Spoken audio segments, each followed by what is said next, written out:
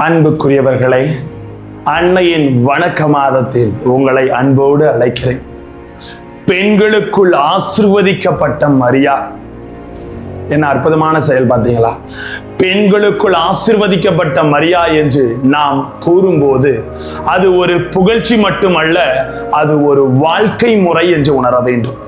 மரியா சிறந்தவள். எப்படி சிறந்தவர்களாக இருக்கிறார்? அவர்களுடைய பணிவு, இறைவனின் சித்தத்திற்கு முழுமையாக கீழ்ப்படிதல் மற்றும் அன்பு நிரம்பிய மனநிலை. முழுமையா அன்பு நிறைந்திருந்தது.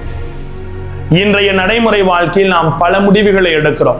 குடும்பத்தில், வேலையில், உறவுகளில். அந்த நேரங்களில் மரியாவின் வாழ்க்கை நமக்கு ஒரு வழிகாட்டியாக இருக்கிறது. எனக்காக அல்ல, இறைவனின் சித்தம் நடக்கட்டும் என்ற மனப்பான்மை இருந்ததால் நம்முடைய முடிவுகளும் சரியான பாதையில் செல்லும். செல்ஃபா திங்க் பண்ணும்போது எதையும் நடக்காதுங்க. We should always think positively about others அப்படின்ற கான்செப்டை தான் மரியாள் ஆசீர்வதிக்கப்பட்டவர்கள் என்பது நமக்கு எடுத்துக் கொடுக்கிறது. மரியா முழுமையாக வாழ்ந்தார்கள். ஆனாலும் அவள் உலகிற்கு மிகப்பெரிய ஆசீர்வாதமாக மாறினார்.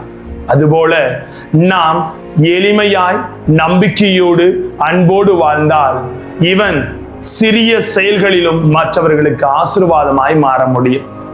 மரியாவை போல பணிவும் கீழ்ப்படிதலும் அன்பும் கொண்ட வாழ்க்கை வாழ்ந்தால் நாமும் பிறருக்கு ஆசீர்வதிக்கப்பட்டவர்களாக மாற முடியும் என்பதை உணர்ந்து பெண்களுக்குள் ஆசீர்வதிக்கப்பட்ட மரியாவின் அற்புதமான வாழ்க்கை முறை ஏற்றுக்கொள்வோம். ஆசீர் நிச்சயம்.